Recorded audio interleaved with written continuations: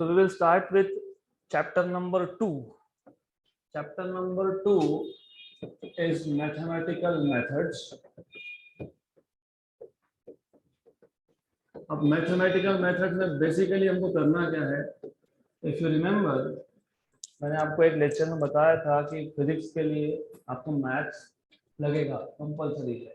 तो to solve problems of physics you need mathematics. तो mathematical methods इस chapter में, एक्चुअली इसका नाम होना चाहिए मैथमेटिकल मेथड्स फॉर फिजिक्स। तो फिजिक्स के प्रॉब्लम सॉल्व करने के लिए जो भी मैथ्स लगेगा वो पूरा का पूरा हम इस चैप्टर में कवर करेंगे। पूरा मतलब अपार्ट फ्रॉम ट्रिग्नोमेट्रिक छोड़ के। तो इन टोटल इस चैप्टर में 2 सेक्शन है, 2 पार्ट्स है। पार्ट नंबर 1 इस वेक्टर एनालिसिस, जिसमें हम वेक्टर्स क्या है वो देखेंगे, वेक्टर्स को ऐड सब्ट्रैक्ट कैसे करते हैं वो देखेंगे, वेक्टर्स को मल्टीप्लाई कैसे करते हैं वो भी देखना है। दूसरा पार्ट है कैलकुलस। अब कैलकुलस में 2 पार्ट और है, एक है वेक्टर कैलकुलस, एक है इंटीग्रल कैलकुलस। तो ओवरऑल पहले पूरा पिक्चर क्लियर होना चाहिए इस चैप्टर के 2 सेक्शन में। पहले सेक्शन में वेक्टर्स देखना है इन डिटेल और दूसरे सेक्शन में देखना है कैलकुलस। कैलकुलस में 2 सेक्शन, एक इंटीग्रल कैलकुलस, एक डिफरेंशियल कैलकुलस। तो step by step we will go ahead, एकदम बेसिक से ही हमको रखना है। तो will start with very basic idea. If you remember पहले चैप्टर में हमने डिफाइन किया था what is a physical quantity. तो how many of you remember what is a physical quantity? Anything that you can measure, any quantity which you can measure is a physical quantity. For example, हम लोग length, mass, time, temperature, luminous intensity, velocity, acceleration, force, momentum और impulse और energy, kinetic energy, potential energy, ये सब measure कर सकते हैं। तो all these quantities are called as physical quantities. फिर अगर आपको याद होगा, आपने पहले चैप्टर में फिजिकल क्वांटिटी को 2 कैटेगरीज में डिवाइड किया था। एक था फंडामेंटल फिजिकल क्वांटिटी, एक था डिराइव्ड फिजिकल क्वांटिटी, राइट। ये जो फंडामेंटल फिजिकल क्वांटिटीज है या फिर डिराइव्ड फिजिकल क्वांटिटीज है, दे together can be classified again into 2 types. तो पहले तो हमने फिजिकल क्वांटिटी को कैटेगराइज किया था in terms of या तो fundamental मतलब physical quantity which does not depend on any other physical quantity for its measurement.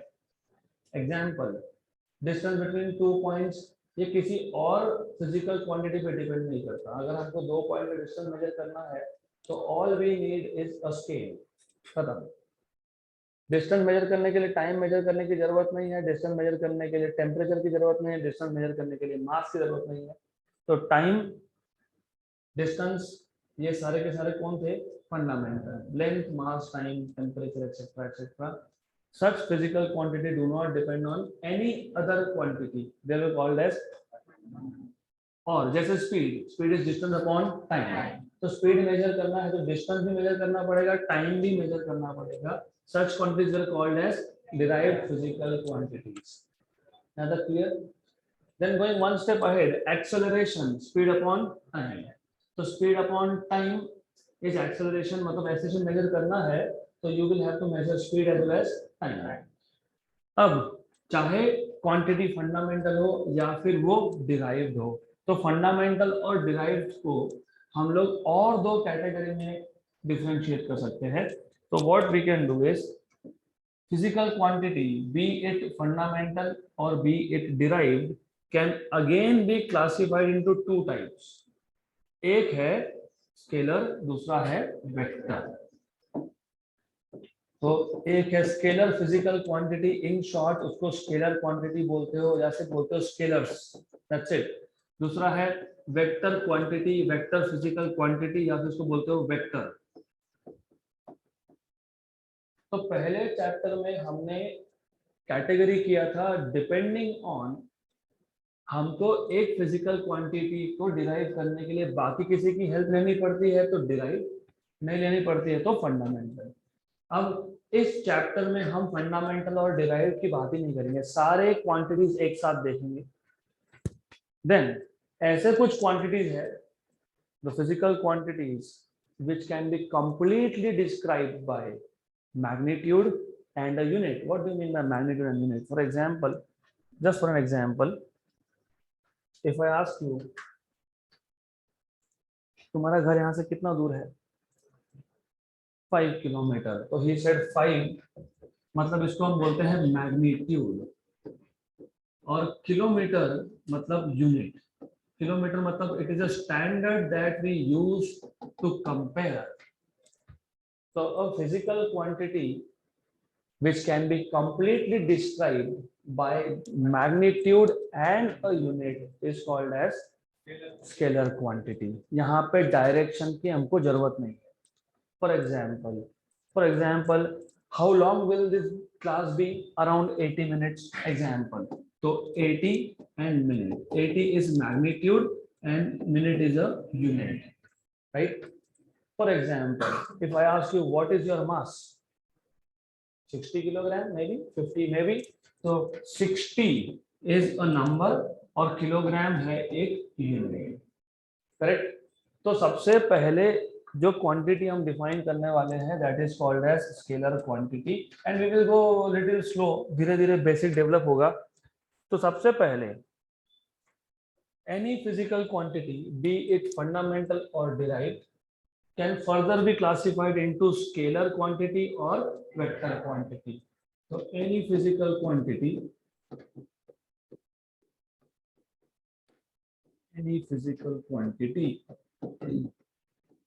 fundamental or derived,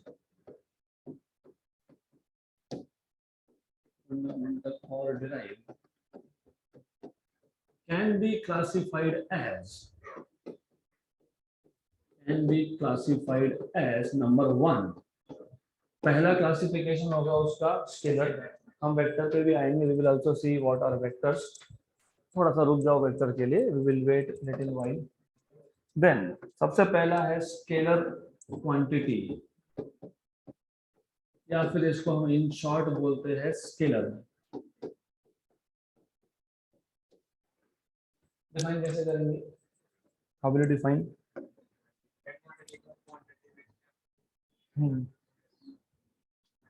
A physical quantity which can be completely described by magnitude and a unit, या फिर ऐसा ही बोल सकते हो a physical quantity which can be completely described by just a number and a unit, या फिर ऐसा ही बोल सकते हो a physical quantity whose complete information can be given just by a number and a unit, right? तो उस quantity का पूरा इंफॉर्मेशन मिल रहा है। फॉर एग्जाम्पल जैसे 80 मिनट्स, डन, पूरा इंफॉर्मेशन मिल गया कि ये लेक्चर 80 मिनट्स का है। For example distance to your house 5 kilometre, done, distance है 5 किलोमीटर, तो पूरा का पूरा इंफॉर्मेशन आ गया। अभी इससे क्या चाहिए? डिस्टेंस और डिस्टेंस है, राइट? तो स्केलर क्वांटिटी के लिए सिर्फ मैग्नीट्यूड की जरूरत है, यूनिट तो हर किसके साथ होगा। अगर आप टाइम बोल रहे हो तो सेकेंड या मिनट लिखोगे, डिस्टेंस बोल रहे हो तो मीटर या किलोमीटर लिखोगे, मास बोल रहे हो तो ग्राम या किलोग्राम लिखना ही है, स्पीड बोल रहे हो अगर तो मीटर पर सेकेंड या किलोमीटर पर आवर आपको लिखना ही है, वो तो बाय डिफॉल्ट रहेगा, राइट? तो स्केलर क्वांटिटी को पहले डिफाइन करना है, और फिजिकल क्वांटिटी, और स्केलर हो या वेक्टर हो, ये कौन है? फिजिकल क्वांटिटी है। क्यों? क्योंकि ये मेजर होता है। A quantity which can be measured is called as a physical quantity. So a physical quantity which can be completely described,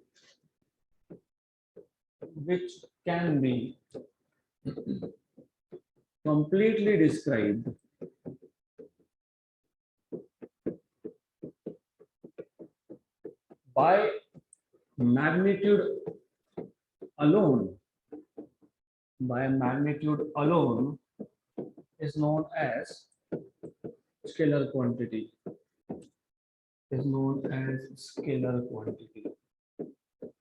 A scalar quantity can be represented by magnitude and a unit.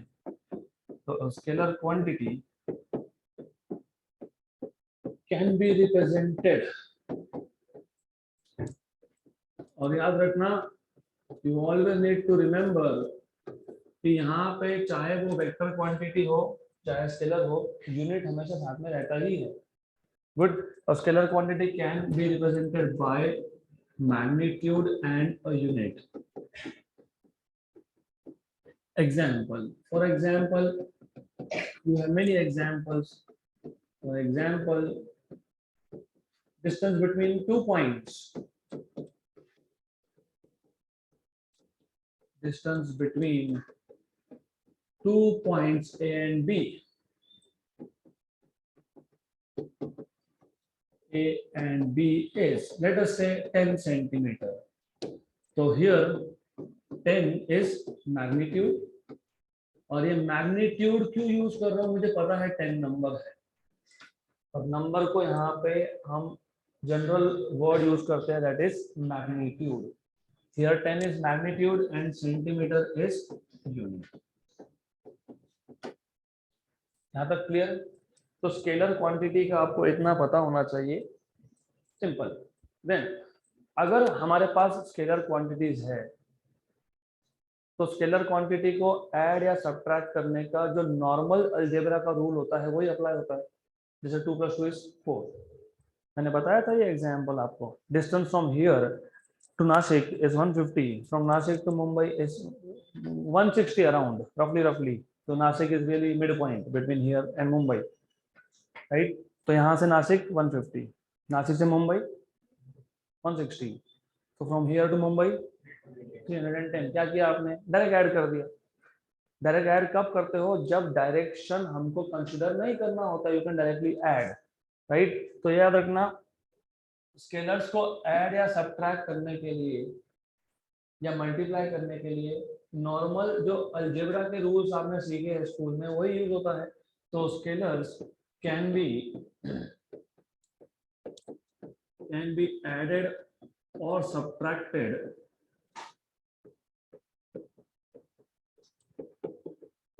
By rules of simple algebra. अब इतना detail जाने की जरूरत क्यों है? क्योंकि अभी through out 2 years of physics कहीं पे फिजिक्स के जब हम लोग लॉज सीखेंगे, बहुत सारे अलग अलग टाइप के लॉ है, तो कहीं पे लिखा होगा द अलजेब्राइक सम, कहीं पे लिखा होगा द वेक्टर सम. जहाँ पे अलजेब्राइक सम लिखा है इसका मतलब कौन सा फिजिकल क्वांटिटी है? स्केलर. मतलब वहाँ पे डायरेक्शन का कोई काम ही नहीं, तो वहाँ पे डायरेक्शन कंसिडर नहीं करना है. कहीं कहीं लिखा होगा द वेक्टर सम, तो जब वेक्टर सम लिखा है तो कौन सा फिजिकल क्वांटिटी है? Vector quantity. और वेक्टर सम बोला है तो वेक्टर एडिशन के रूल्स अलग है एंड अलजेब्राइक एडिशन के रूल्स नॉर्मल मैथमेटिकल रूल्स. 2 + 2 4, लेकिन वेक्टर में 2 + 2 जरूरी नहीं है 4 होगा, 0 भी हो सकता है. एग्जाम्पल अभी आऊंगा उस पर, लेकिन इन एडवांस. फॉर एग्जाम्पल मैं 2 स्टेप आगे गया, फिर 2 स्टेप पीछे आया. What is distance? 4. 2 + 2. What is displacement? 0. Right? तो यहाँ पे डायरेक्शन भी कंसिडर करना पड़ेगा. तो now we can start with classification of physical quantity as vector. तो नंबर 2, तो पहले हमने इसको स्पेसिफाई कर दिया. पहला क्लासिफिकेशन था scalar. Scalar quantity is a physical quantity which can be completely described by magnitude alone. अब वेक्टर क्वांटिटी, जिसको इन शॉर्ट हम लोग बोलते हैं vector, a physical quantity which can be completely described by magnitude as well as direction is called as vector quantity. तो एक ही difference है, यहाँ पे सिर्फ मैग्नीट्यूड की जरूरत है कंप्लीट डिस्क्रिप्शन के लिए, और यहाँ पे आपको चाहिए direction also. For example real life example पे आ जाते हैं. आपकी गाड़ी में जो मीटर होता है उसको आप स्पीडोमीटर बोलते हो. उसको कभी सुना क्या वेलोसिटी मीटर बोलते थे? नहीं बोल सकते. क्यों? क्योंकि आपको वो सिर्फ स्पीड बताता है. मतलब आपको सिर्फ ये बताता है कि आप हर आवर में कितना डिस्टेंस ट्रेवल करने वाले हो. 60 km/h मतलब 1 hour में 60. 70 km/h मतलब 1 hour में 70. इमेजिन उसी स्पीडोमीटर के ऊपर मैंने डायरेक्शन में लगा दिया होता, और बता था आपको कि आप ईस्ट में जा रहे हो कि वेस्ट में जा रहे हो कि नॉर्थ ईस्ट में जा रहे हो कि नॉर्थ वेस्ट में जा रहे हो कि नॉर्थ कि साउथ में जा रहे हो कि साउथ वेस्ट में जा रहे हो, राइट? तो वो उसको फिर आप क्या बोलते हैं? Velocity metre. क्योंकि अब remember someone asked what is the difference between speed and velocity. तो speed is a scalar quantity जहाँ पे हम डायरेक्शन की बात ही नहीं करते. There is a object which is moving with speed of 10 metre per second. मतलब हर सेकेंड में कितना डिस्टेंस ट्रेवल करेगा? 10 metre. There is a object which is moving with speed of 10 metre per second along east direction. मतलब वो 10 metre per second cover करेगा कौन सी direction में? ईस्ट. अब इस स्पीड को क्या बोलोगे? वेलोसिटी. तो जब आपने मैग्नीट्यूड के साथ डायरेक्शन भी स्पेसिफाई कर दिया तो वो बन गया वेक्टर क्वांटिटी. तो physical quantity, physical quantity which can be completely described, which can be completely described, उस फिजिकल क्वांटिटी की कंप्लीट इंफॉर्मेशन के लिए हमको दो चीजों की जरूरत है, which can be completely described by magnitude as well as direction, as well as direction is known as vector quantity, or in short vector. Correct, right. Example, बहुत सारे एग्जाम्पल है. यू कैन टेक, खुद के भी बना सकते हो. You can make your own example also. For example, the distance of your house from this place is 5 kilometre along east. शायद ईस्ट नहीं है वो, whatever it is, but just one example, right? Correct. So you can make any example. For example, the distance between, example, for example, the distance between points A and B is 10 centimeter along any direction along east. For example, और एक example ले लेंगे. An object is moving with a speed of, an object is moving, अब speed तो बोलना नहीं चाहिए, बोलना चाहिए with velocity of 10 metre per second along west. तो जैसे ही आपने डायरेक्शन स्पेसिफाई कर दिया तो in that case it becomes velocity. अब जैसे मैंने यहाँ पे बताया था कि हमको स्केलर क्वांटिटी को डिस्क्राइब करने के लिए क्या लगता है? एक मैग्नीट्यूड और एक यूनिट, राइट? तो यहाँ पे हम एक एक्स्ट्रा पॉइंट डाल देंगे स्केलर के लिए. और scalar can be represented as, or scalar can be represented as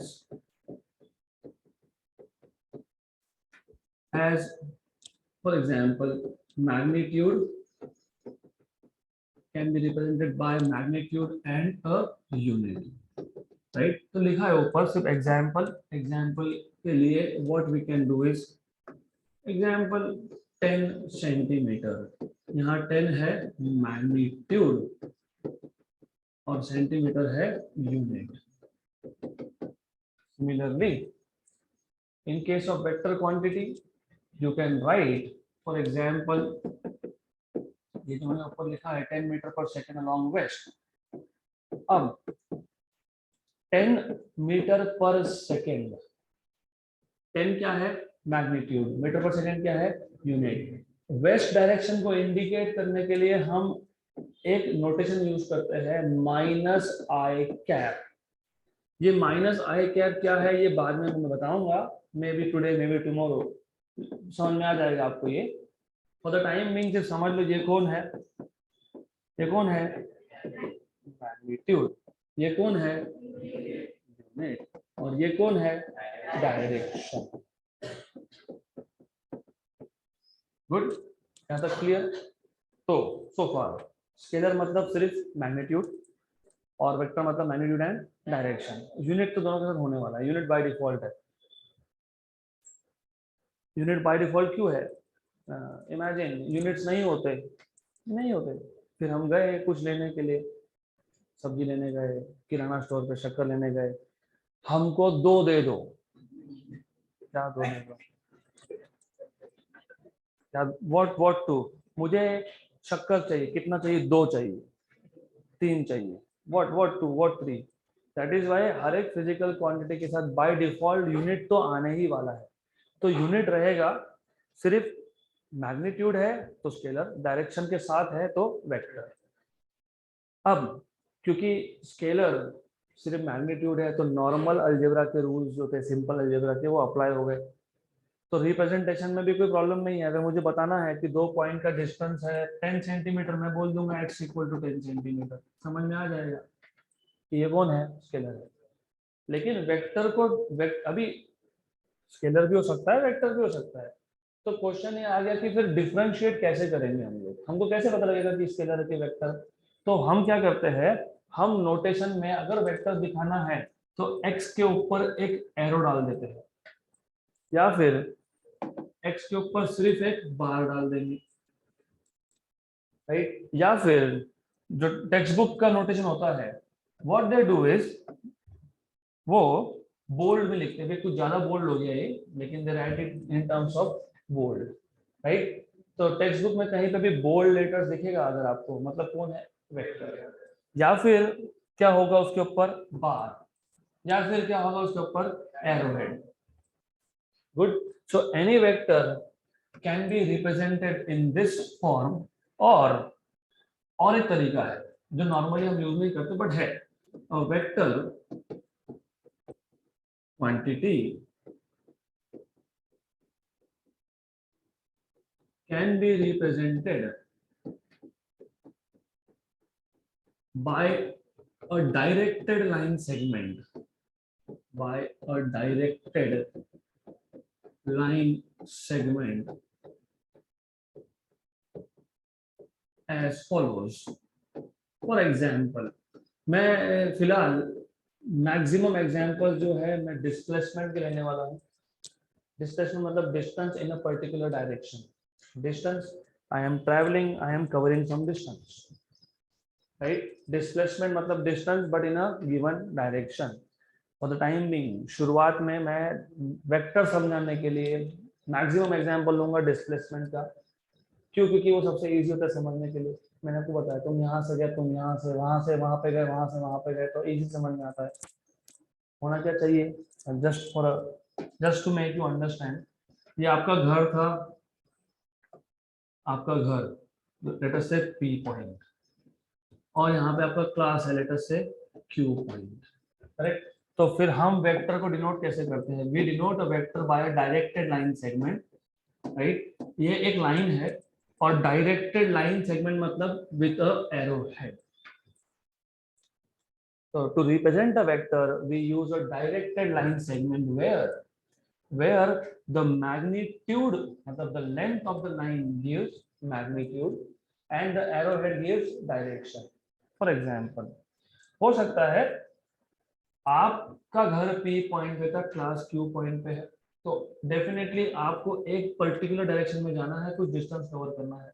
हो सकता है आपका फ्रेंड है, वो भी उसी डायरेक्शन में रहता है, उसका घर ज्यादा पास में है, तो मुझे बताना है कि वो जो फ्रेंड है वो कम डिस्टेंस ट्रेवल करेगा, मैं ज्यादा करूंगा, लेकिन डायरेक्शन क्या है, सेम। तो हम 2 एरो दिखा देंगे, एक को बोल दिया पी क्यू, एक को बोल दिया लेटर से R Q. What does this mean? इसका मतलब ये होता है कि direction is same but magnitudes are different. तो वेक्टर को डिनोट करने के लिए हम क्या यूज करते हैं, directed line segment. Length of this directed line segment gives magnitude and the arrowhead gives direction. हमेशा याद रखना, जितना बड़ा लेंथ ड्रॉ कर रहे हो मतलब उतना ज्यादा मैग्नीट्यूड है। फॉर एग्जांपल, बहुत सारे एग्जांपल है रियल लाइफ में, और फिजिक्स समझना है तो रियल लाइफ के साथ कनेक्ट करना ही पड़ेगा। Just for an example,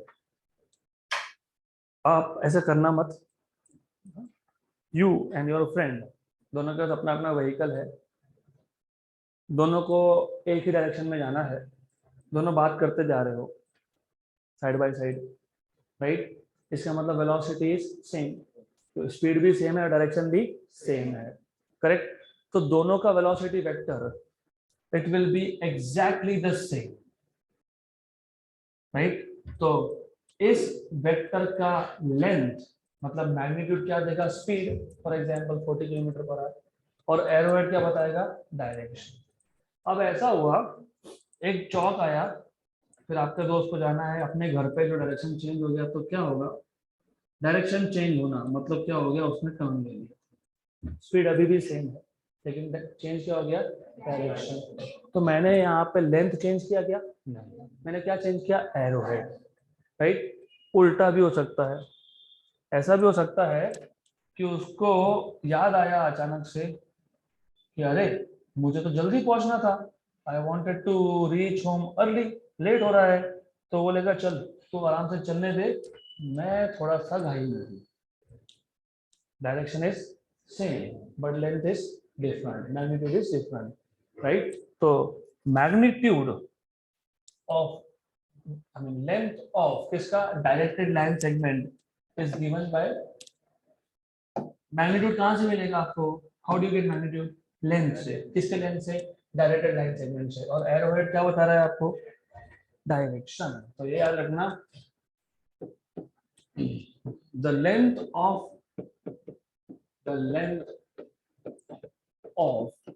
the directed line segment gives क्या, gives magnitude of the vector and arrowhead gives direction।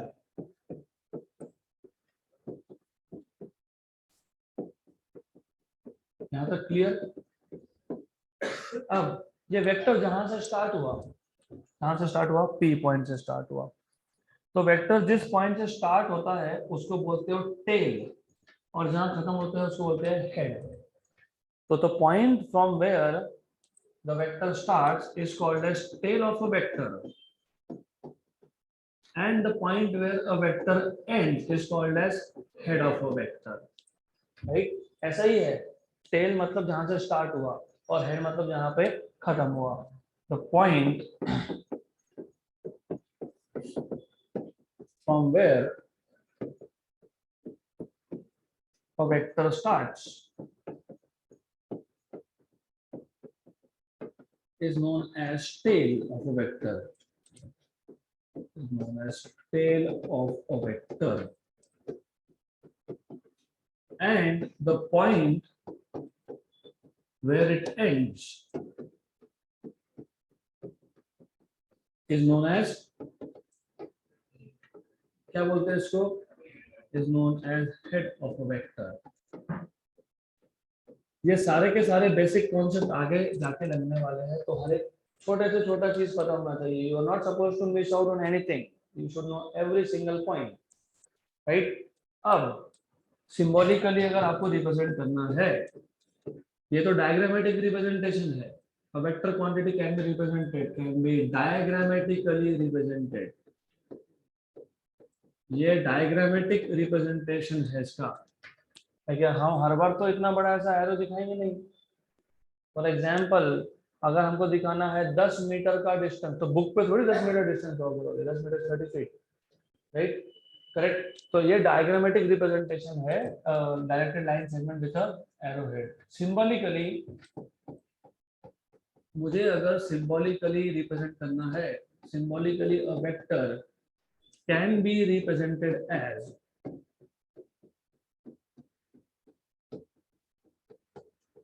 Vector start कहां से हुआ, P, खत्म कहां हुआ, Q, तो इसको लिखते हैं PQ बार। उल्टा लिख दिया, QP बार लिख दिया तो मतलब क्या, हाँ, उल्टा लिखने का मतलब ये है, if you right this other way around, तो उल्टा लिखने का मतलब ये होगा कि it starts from Q and ends at P। तो यहाँ पे ये भी मैटर करता है कि पहला लेटर कौन सा लिखा, पहला अगर P लिख रहे हो तो vector starting from P ending at Q, पहला लेटर P लिख रहे हो मतलब P is tail and Q is head. QP लिख दिया अगर तो Q becomes tail and P becomes head. Clear? So this is very important. Symbolically, a vector can be represented as PQ bar.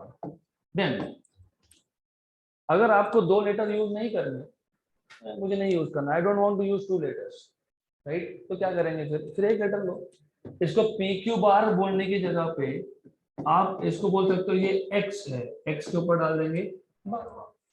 तो if you want you can use single letter also, कोई compulsion नहीं है।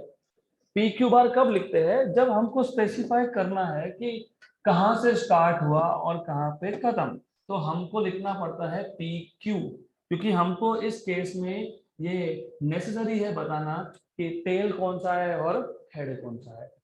लेकिन बहुत जगह पे it is not required, it is not really required to tell कि कहां से स्टार्ट हुआ कहां पे खत्म, सिर्फ पता होना चाहिए वेक्टर है, that's it. Clear?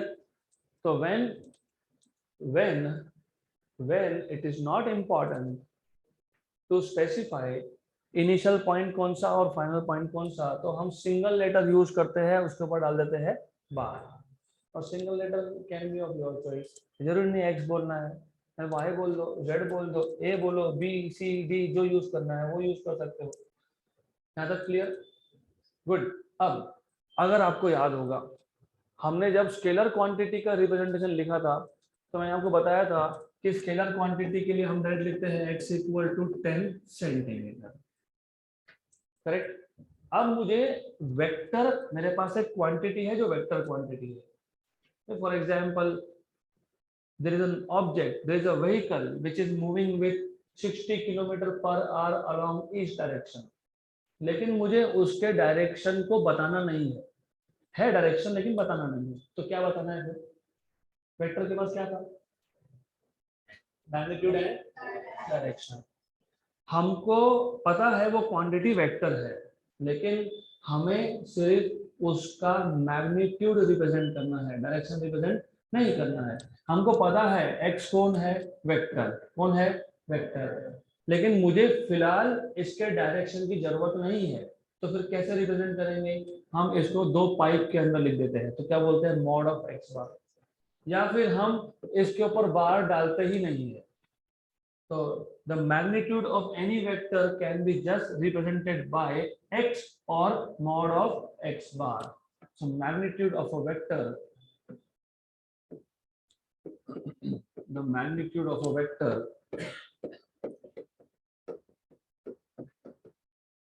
can be represented by magnitude of a vector मतलब कौन? स्केलर। बेसिक आइडिया एकदम क्लियर रखो, स्केलर मतलब मैग्नीट्यूड, स्केलर मतलब कौन, मैग्नीट्यूड अलोन, वेक्टर मतलब कौन, मैग्नीट्यूड प्लस डायरेक्शन, मतलब vector is scalar plus direction, correct. और डायरेक्शन नहीं बताना है तो कौन बचा? हाँ, स्केलर। स्केलर को कैसे लिखा था? डायरेक्टली लिखा था हमने, x without anything on the top, top पे कुछ लिखा है, बोल्ड किया है, एरो दिया है, नहीं, तो फिर magnitude of a vector can be represented by, magnitude of vector कौन हो गया, फिर स्केलर हो गया, तो स्केलर को कैसे लिखते हो, x। या फिर आपको बताना ही है, नहीं नहीं नहीं ये वेक्टर था लेकिन मैं डायरेक्शन नहीं ले रहा हूं ना, x बार, लेकिन अगर मैं सिर्फ x बार लिखता हूं तो इसमें मैग्नीट्यूड और कौन है, डायरेक्शन, डायरेक्शन लेना है क्या, नहीं, तो क्या करेंगे, गुड। तो ये बेसिक रिप्रेजेंटेशन है, यहां तक क्लियर? तो I hope it is crystal clear what is a scalar, what is a vector. Scalar मतलब एक फिजिकल क्वांटिटी का पूरा इंफॉर्मेशन एक नंबर में दे दिया, बात खत्म। Time, for example time taken for an object to go from A to B is 10 minute, हो गया, 10 is a magnitude and minute तो ये यूनिट था, तो पूरा इंफॉर्मेशन मिल गया आपको एक नंबर से, 10, करेक्ट। अगर मुझे ऐसा फिजिकल क्वांटिटी है जिसका कंप्लीट डिस्क्रिप्शन के लिए हमको लगने वाला है direction also, the distance between point A and B is 100 metre along east, तो 100 मतलब मैग्नीट्यूड और अलोंग ईस्ट मतलब डायरेक्शन, तो हमको मैग्नीट्यूड और डायरेक्शन ने मिलके कंप्लीट इंफॉर्मेशन दिया, तो उसको बोलेंगे वेक्टर। गुड। अब जैसे हम स्केलर को डायरेक्टली ऐड सब्ट्रैक्ट करते हैं, 2 + 2 = 4, 3 + 2 = 5, वैसे हम लोग डायरेक्टली वेक्टर्स को ऐड सब्ट्रैक्ट नहीं कर सकते। तो वेक्टर एडिशन या वेक्टर सब्ट्रैक्शन कैसे होता है, उससे पहले बेसिक लेवल आपको पता होना चाहिए, which are different types of vectors. So there are different types of vectors also. So vector can be further classified into 5 or 6 types है। सबसे पहला है null vector। null का और एक नाम है zero vector। For example, just for an example, suppose there is a rocket। हमको इस रॉकेट को लॉन्च करना है ऑर्बिट में। लॉन्च करना है, किया नहीं है, करना है, करना बाकी है। तो इसको हमने क्या किया, इसको हमने पार्किंग करके रखा है। What do you mean bye parking? At rest, not moving. Correct. ये है rocket which is under park condition, it is at rest. What is the speed of this? Right. What is velocity of this? 0 बार। क्यों बार? क्योंकि rest पे है, तो velocity का magnitude मतलब कौन स्पीड कितना है? 0। लेकिन जैसे ही इसको मैंने इग्नाइट किया, इग्नाइट करना मतलब वो फायर लगा दिया, तो कहाँ जाएगा? मतलब जब भी मूव होगा तब एक डायरेक्शन होगा। राइट। तो null vector or zero vector is a vector with zero magnitude but a particular direction. Right? Example, अभी आपकी गाड़ी नीचे खड़ी है। What is the velocity? 0 बार। क्यों? क्योंकि अभी तो वो रेस्ट पे है, जब भी चालू होगा फॉरवर्ड डायरेक्शन में जाएगा। गुड। तो पहले टाइप का वेक्टर है नल वेक्टर। मैं और भी एग्जांपल दूंगा, but just to start off with simple example, then we will take more examples also. Null vector, it is a vector with zero magnitude but a given direction, या फिर a vector with zero magnitude in a particular direction is called as null vector. A vector having zero magnitude,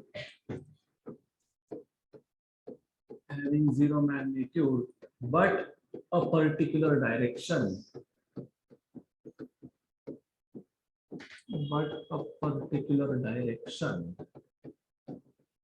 is known as null or zero vector. It is represented as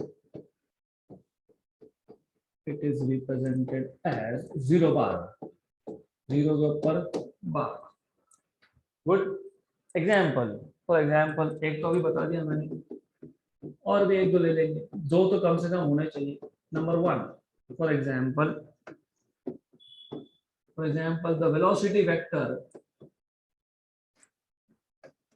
the velocity vector of a rocket, of a vehicle, of a two-wheeler, of a three-wheeler, of a car, of a ball, तो कुछ भी हो सकता है। तो मैं बोलूंगा the velocity vector of an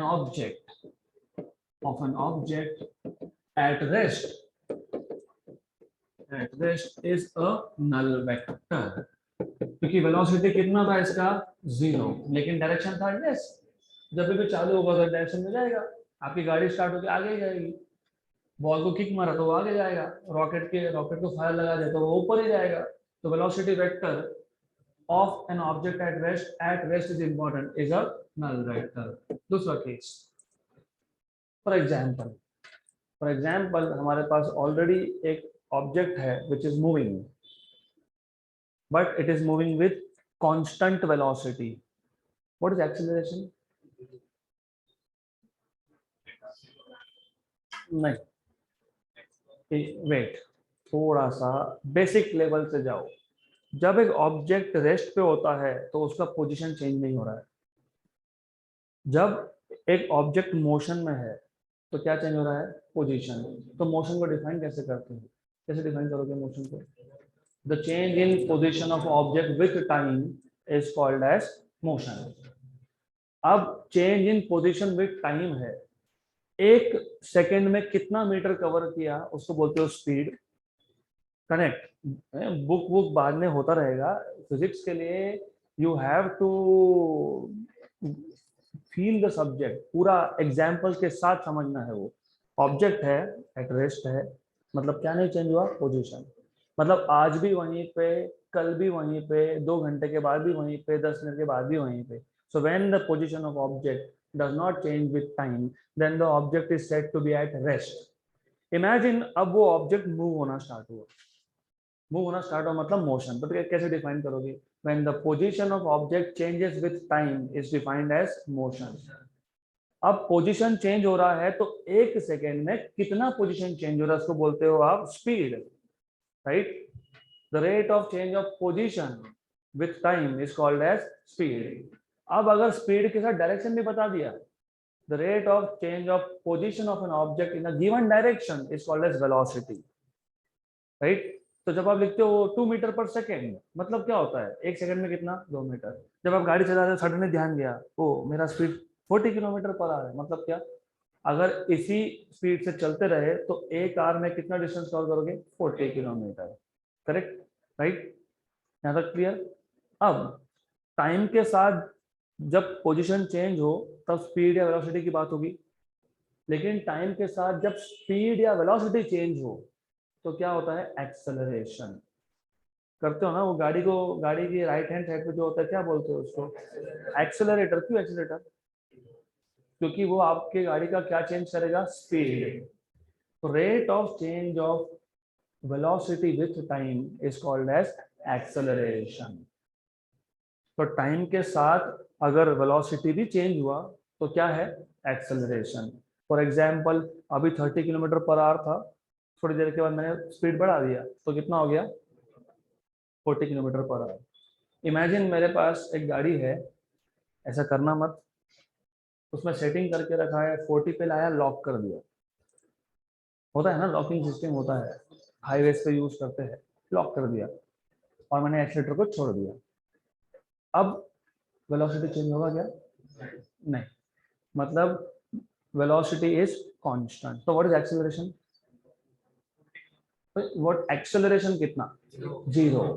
correct. हमने जैसे यहाँ पे बोला the velocity vector of an object at rest is a null vector, वैसे ही the acceleration vector of an object moving with constant velocity is 0. 0 vector मतलब नल वेक्टर. तो easy concept है. अगर बॉडी मूव ही नहीं हो रहा है, मतलब कहाँ पे है, रेस्ट पे, तो वेलोसिटी कितना है, 0. तो वेलोसिटी वेक्टर क्या है, 0 वेक्टर. अगर गाड़ी मूव हो रहा है लेकिन कांस्टेंट वेलोसिटी के साथ मूव हो रहा है तो एक्सेलरेशन है क्या, 0. तो एक्सेलरेशन वेक्टर क्या होगा, 0 vector. Example number 2, the acceleration vector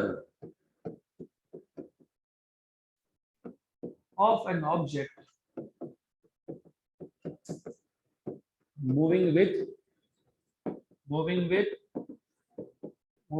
constant velocity. क्योंकि यहाँ पे वेलोसिटी कांस्टेंट है, मतलब एक्सेलरेशन 0 है लेकिन डायरेक्शन है, तो moving with constant velocity is a null vector. यहाँ तक क्लियर. तो नल वेक्टर अच्छे से समझ में आया. डायरेक्शन है लेकिन मैग्नीट्यूड नहीं है, 0 magnitude but given direction. Second type is called as resultant vector. ये बहुत काम की चीज है और याद रखना, बहुत सारे चैप्टर्स के जेडबल नीट के क्वेश्चंस अगर रिजल्टेंट वेक्टर अच्छे से पता है तो ऑलरेडी सॉल्व हो जाता है. So simple.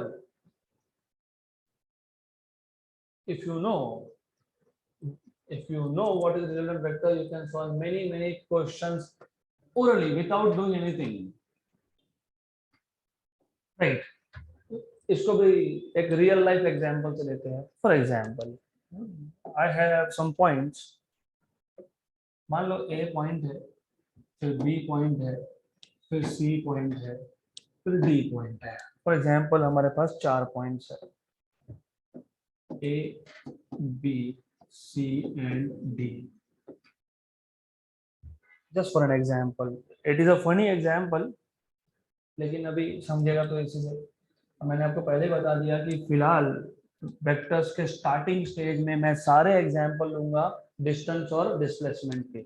ओके, सपोज मुझे जाना था ए से D. A is basically my home and D is my class. तो मुझे कहाँ जाना था? घर से क्लास तक, ए से डी तक। लेकिन हमारी आदत क्या होती है? क्या होती है? चलो पहले वहां जाके आएंगे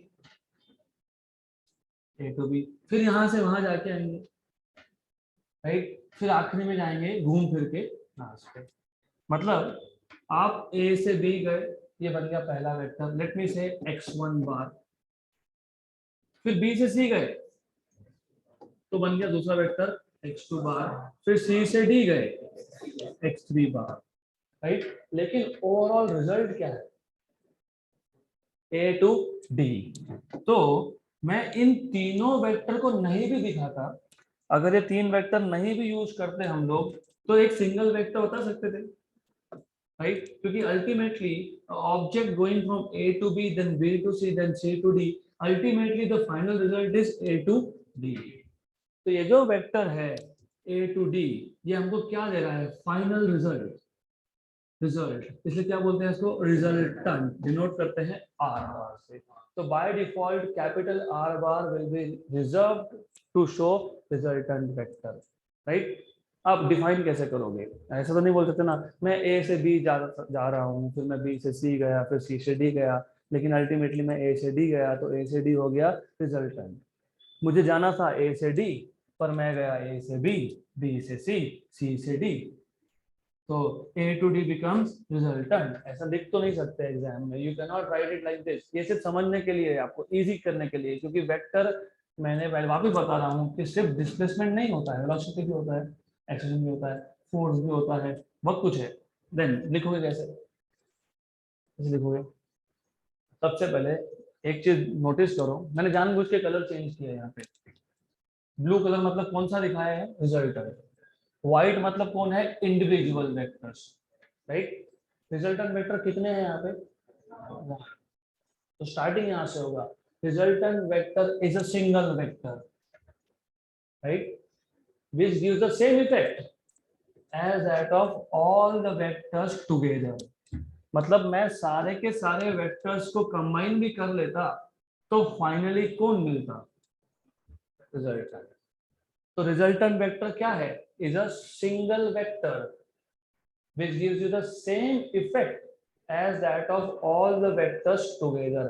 सब वेक्टर मिला के जो रिजल्ट है, जो फाइनल आपके पास पोजीशन है ए टू डी, वो सिंगल वेक्टर ही बता रहा है आपको। तो याद रखना, रिजल्टेंट वेक्टर क्या होता है? Single vector. What is resultant vector? Single vector. Resultant vector is a single vector, is a single vector which gives या फिर which has the same effect, which has the same effect of all the vectors together, of all the vectors together, right। clear? Denote किससे करते हो? Are bar. It is denoted by are bar, is denoted by R bar। Example, for example, हमारे पास एक vector था a to b, दूसरा vector है b to c, तीसरा vector है c to d। The end result is a to d। तो मैं काम करता हूँ, यहाँ पे इसको बोल देता हूँ a पॉइंट, ये आ गया b पॉइंट, b से नया वेक्टर चालू हुआ, वो गया C तक, तो B to C, C से चालू हुआ D तक, और ये A to D क्या है? ये है R बार। R बार मतलब कौन? Resultant vector. तो आप बोल सकते हो यहाँ पे here R bar is a resultant vector, so you can specify here R bar is the resultant vector, is a resultant vector। किसका resultant vector? is a resultant of AB bar। याद है मैंने बताया था ए पहले लिखना बी बाद में लिखना, मतलब ए से बी तक। तो टेल कहाँ है, ए पे, हेड कहाँ है, दूसरा वेक्टर कौन सा है, बी सी बार। तो here R bar is the resultant of A B bar B C bar, मतलब जो पहले वेक्टर का हेड था अब वो दूसरे वेक्टर का टेल है, और दूसरे वेक्टर का हेड कौन है, सी एंड सी डी बार। जो सेकेंड वेक्टर का हेड था वो तीसरे का क्या है, tail, right. So here R bar is the resultant of A B bar B C bar and C D bar. Clear, good, right. तो कल से रियल लाइफ में भी इंप्लीमेंट करना है, घर से सीधा कहाँ आना है, क्लास पे, राइट, है ना। क्योंकि बहुत सारे पेरेंट्स आते हैं फिर वो अटेंडेंस देख के बोलते हैं अभी लेट क्यों आ रहा है, घर से तो टाइम पर निकलता है, ये कर रहा है वो। मैं जाके आता हूँ, दोस्त के साथ जाऊंगा, उसको पिक करूंगा, फिर बोला अरे चलो वो भी दोस्त है ना, उसको भी लेंगे। ए से गए बी, बी से गए सी, सी से गए डी। तो फिर ये तो मजबूरी हो गई ना, नहीं जाएंगे तो फिर अटेंडेंस में मार्क होगा, जाना ही पड़ेगा आपको, right. This is how you will have to understand. ऐसा मजा भी आएगा सीखने में, दूसरा याद भी रहेगा। तो कल जब घर से निकलोगे तो फिर आपको ये पता होना चाहिए कि नहीं डायरेक्टली रिजल्टेंट वेक्टर, बाकी वेक्टर्स नहीं चाहिए। Good, then third type is opposite vectors. Opposite vectors, for example मेरे पास दो वेक्टर है, लेट अस से एक वेक्टर है ए बार और दूसरा वेक्टर है बी बार, जिनका मैग्नीट्यूड एग्जैक्टली सेम है लेकिन डायरेक्शन अपोजिट है, right. So two vectors are said to be opposite of each other if they have equal magnitude but opposite direction, right? ये भी आप रियल लाइफ से समझ सकते हो, डिस्प्लेसमेंट से समझ सकते हो। इफ यू नो आपके कुछ क्लासेस अल्टर है, अल्टर मतलब सुबह अगर आपका बायोलॉजी है इससे पहले तो मेरा फिजिक्स होता है, राइट। आपका 11 का बायो, मेरा 12 का फिजिक्स, उसके इमीडिएटली बाद आपका 11 का फिजिक्स और 12 का बायो। मतलब क्या हो रहा है, सुबह 7:15 you are coming from bio to physics and from here 12 students going from physics to bio, exactly equal magnitude but opposite direction। good, then opposite vector define कैसे करोगे, two vectors a bar and b bar are said to be opposite vectors if they have equal magnitudes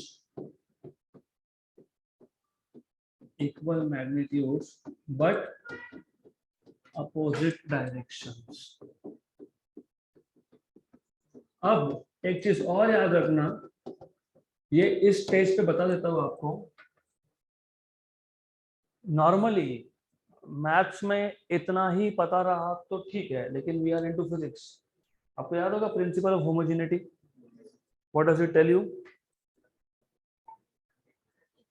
एक equation में जितने भी terms होंगे सबके सबका magnitude मतलब सबके सबका डायमेंशन सेम होना चाहिए। तो जब आप अपोजिट वेक्टर की बात कर रहे हो, अगर if A is opposite of B तो इसको लिखेंगे कैसे, it can be written as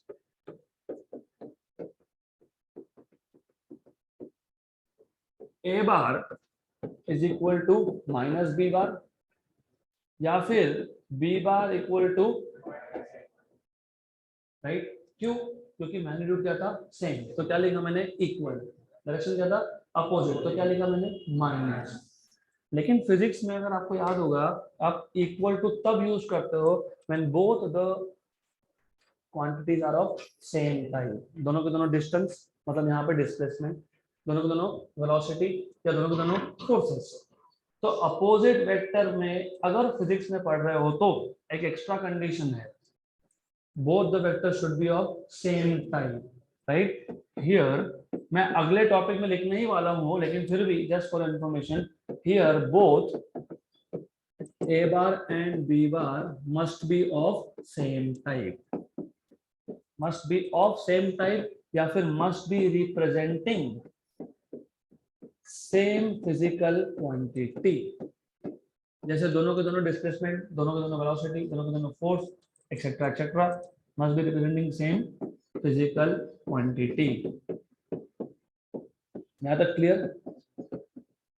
opposite vectors अब आप लिख रहे हो तो दोनों वेक्टर्स का मैग्नीट्यूड क्या है? सेम. डायरेक्शन क्या है? अपोजिट. और अगर दोनों सेम फिजिकल क्वांटिटी है तो क्या बोलते हो? Opposite vectors. क्लियर? अब ऐसा भी हो सकता है जो हम डिफाइन नहीं करेंगे, सिर्फ आपको बताने के लिए, it is just for your knowledge, हम डिफाइन नहीं करेंगे. ऐसा भी हो सकता है कि मेरे पास ये एक वेक्टर है ए बार जो रिप्रेजेंट कर रहा है डिस्प्लेसमेंट, मेरे पास दूसरा वेक्टर है बी बार जो रिप्रेजेंट कर रहा है for example force, for example velocity. तो ए बार और B bar same physical quantity है क्या? नहीं, लेकिन मैग्नीट्यूड क्या है? सेम. एक है 10 मीटर, दूसरा है 10 metre per second, right? Correct. Direction क्या है? अपोजिट. मैग्नीट्यूड क्या है? सेम. लेकिन सेम क्वांटिटी है क्या? तो इनको बोलते हैं एंटी पैरेलल वेक्टर्स. है दोनों वेक्टर्स, दोनों का मैग्नीट्यूड भी है सेम, दोनों का डायरेक्शन है अपोजिट, लेकिन इनको अपोजिट बोल नहीं सकते क्योंकि ये दोनों सेम फिजिकल क्वांटिटी नहीं है, तो इनको क्या बोलते हैं? Anti parallel vectors. तो just for extra piece of information, हम डिफाइन नहीं करेंगे इसको. देन अब आ जाओ फोर्थ नंबर पे, इक्वल वेक्टर्स. तो what do you mean by equal vectors? Two vectors a bar and b bar are said to be equal vectors if and only if तीन कंडीशन satisfy होनी चाहिए. They should have same magnitude, they should have same direction, and they must be representing same physical quantity. Very good. होता है, ऐसा भी होता है. होता है. कैसा होता है?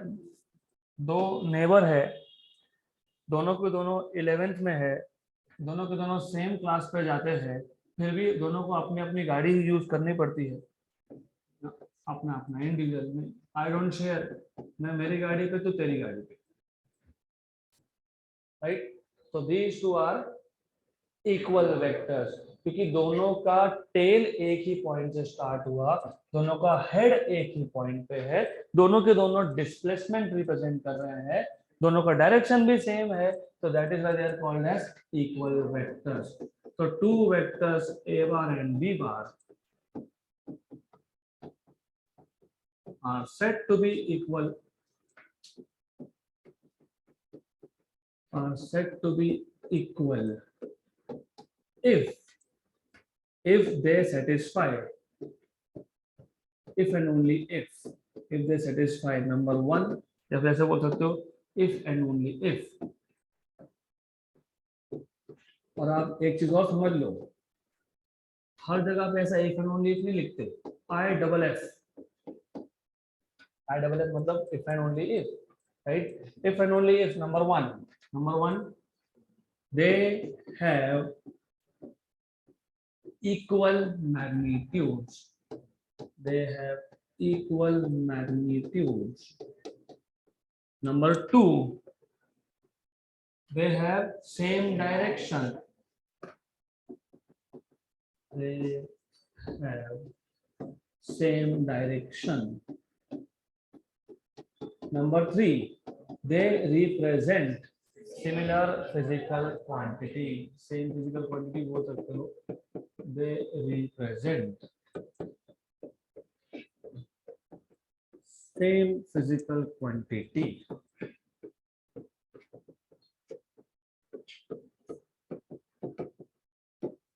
क्लियर है तक? गुड. और लिखते कैसे हैं इसको? a bar equal to b bar, right? They are written as a bar equal to b bar. Then Next type is called as position vector, और by default position vector हम denote करते हैं r बार, small r से। Capital R किसके लिए था? Resultant. Small r किसके लिए? पोजीशन। और ये बहुत इंपॉर्टेंट है, अगेन फिजिक्स में बेसिक्स क्लियर होना बहुत जरूरी है। So if you are able to remember all this, तो आगे जाके बहुत सारे question, I will tell you, बहुत सारे क्वेश्चन हम बिना सॉल्व किए आंसर बता देते हैं। You know what is tug of war? पता है? एक रस्सी होती है, दो टीम है, बीच में एक ऑब्जेक्ट है। सपोज एक टीम ने टू द लेफ्ट उसको पुल किया विथ सम फोर्स 10 न्यूटन, दूसरे टीम ने टू द राइट पुल किया with the same force 10 Newton. What is resultant? 0। Correct? Right? तो समझ में आ गया?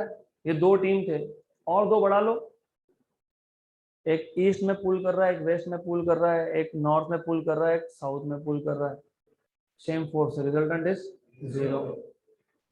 अब इमेजिन, ये फिजिक्स में कहाँ लगने वाला है? इलेक्ट्रोस्टैटिक्स नाम का एक चैप्टर आएगा, मैं अभी बता देता हूँ आपके पास। ऐसा क्वेश्चन होता है, there are 4 charges, each at the vertices of a square। आपको पता है दो पॉजिटिव चार्ज में फोर्स क्या होता है? अट्रैक्टिव की रिपल्सिव। नेगेटिव और पॉजिटिव में क्या होता है? तो मेरे पास 4 इक्वल चार्जेस है। कहाँ पे है? 4 कॉर्नर्स पे। किसके कॉर्नर पे? स्क्वायर के कॉर्नर पे। और एक पॉजिटिव, एक नेगेटिव चार्ज है। वो नेगेटिव चार्ज कहाँ पे? सेंटर ऑफ द स्क्वायर पे। ये कौन था? Positive Q. ये कौन था? Positive Q. ये कौन था? Positive Q. ये कौन था? Positive Q. अब ये कुछ भी हो, ये प्लस स्मॉल क्यू हो, ये प्लस कैपिटल क्यू हो, ये माइनस क्यू हो, कुछ भी हो, इस पे टोटल फोर्स होगा 0। क्यों? क्योंकि first of all remember, vertex का, हर एक वर्टेक्स का सेंटर से डिस्टेंस कितना होता है? Same. Can you tell me how much? अगर ये ए है, ये भी ए है, तो डायगोनल कितना है? √2a, Pythagoras theorem. a square plus a square, this is equal to 2a square, और 2a स्क्वायर का root is √2a। You need to pay attention here. Yes you last, ये क्या है? √2a। √2a का half कितना? ये total distance कितना आ गया? √2a। √2a हमको तो आधा ही चाहिए ना इसका। हम चार्ज माइनस क्यू से हर एक वर्टेक्स का डिस्टेंस देख रहे हैं, तो कितना? √2a/2, मतलब कितना? a/√2। करेक्ट? राइट? ये नेगेटिव है, ये पॉजिटिव है। जितने फोर्स से सेंटर के चार्ज को ये पहला चार्ज खींचेगा, उतने ही फोर्स से सेंटर के चार्ज को ये तीसरा चार्ज भी खींचेगा in opposite direction. What is resultant?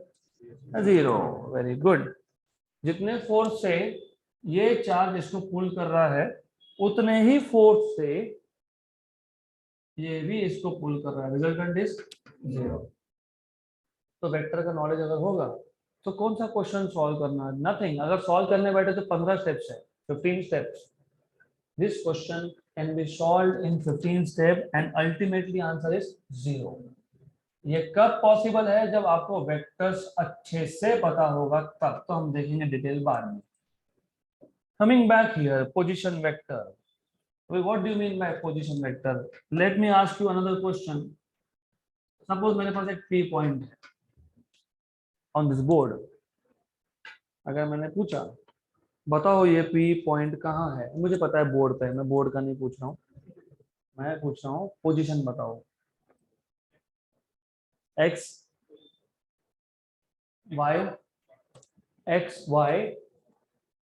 अगर एक सिंगल स्ट्रेट लाइन पे होगा तो ओनली x, अगर एक प्लेन में होगा तो या तो XY, या तो XZ, या तो YZ। अगर 3 डायमेंशन में होगा तो x, y, z। मतलब अभी तक आपने उस तरीके से सोचा नहीं होगा, अब सोचना पड़ेगा।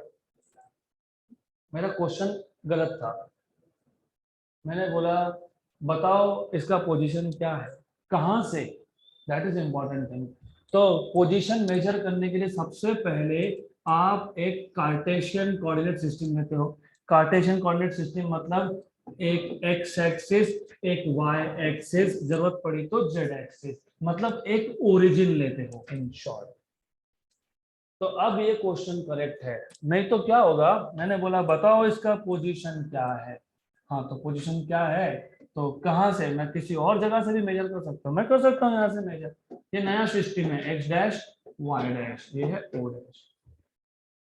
तो जब मैंने बोला बताओ इसका पोजीशन क्या है, यू मस्ट बी आस्किंग और कहाँ से मेजर कर रहे हो, इस बोर्ड के इस कॉर्नर से, बोर्ड के उस कॉर्नर से, या फिर कहीं से बीच से। तो what is important is origin. Origin कहाँ है पहले वो पता होना चाहिए। यहाँ तक क्लियर। अब पोजीशन बता दे कैसे हो ना, आप लिखते हो ना ऐसा कुछ, लिखते हो कैसा, एक्स कॉमा वाई लिखते हो, मतलब क्या basically what you are telling is origin से मैं कुछ डिस्टेंस आया अलोंग एक्स एक्सिस, तो ओरिजिन से मैं कहाँ आया, along X axis some distance, तो ये बन गया मेरा एक्स कोऑर्डिनेट। फिर मैं ऊपर की तरफ गया सम डिस्टेंस y, राइट, तो x कॉमा y, करेक्ट। तो मुझे अगर एक पॉइंट का पोजीशन बताना है तो मैं x कॉमा y से बता सकता हूँ, या फिर क्योंकि हम कौन सा चैप्टर पढ़ रहे हैं अभी, वेक्टर्स, मैथमेटिकल मेथड्स में क्या चालू है, वेक्टर, मतलब डेफिनेटली मैंने क्या बोला, पोजीशन वेक्टर, मतलब मैं x कॉमा y की जगह पे एक सिंगल वेक्टर से ही बता सकता हूँ पोजीशन। तो मैं क्या कर सकता था, मैं ऐसा जाने की जगह पे सीधा जाता यहाँ से यहाँ पर, राइट, और इसको बोला था पोजीशन वेक्टर आर बार। मतलब what is position vector, a vector which gives position of a point in space is called as position vector. Important ये नहीं है, इंपॉर्टेंट ये है, अब नाम में ही है ना पोजीशन वेक्टर, समझ में आ गया था क्या देगा वो। इंपॉर्टेंट ये है उसका टेल कहाँ पे है, ओरिजिन, मतलब वो स्टार्ट कहाँ से हुआ, एंड कहाँ पे हुआ, पॉइंट पे। So a vector which starts from origin of a Cartesian coordinate system and ends at the position of the particle is defined as position vector, right? तो what is the must condition, कहाँ से start होना चाहिए, origin, कहाँ खत्म होना चाहिए। तो अगर मैं एक वेक्टर दिखा रहा हूं ऐसा, इसको मैं पोजीशन वेक्टर बोल सकता हूँ क्या, right, you cannot say this is position vector because it is ending at point but it is not starting from origin. If I show something like this, even this is not a position vector of point p, क्योंकि start तो origin से लेकिन खत्म नहीं हुआ p, मे भी कोई और पॉइंट होगा q, हाँ ये q पॉइंट का पोजीशन वेक्टर है लेकिन p का है क्या, नहीं। तो a vector which gives position of a particle with respect to a given origin is called as position vector. Position vector always starts from origin and ends at the position of particle. It is denoted by small r. यहाँ तक clear, good. तो अब ये और इसके आगे का हम करेंगे continue in the next session.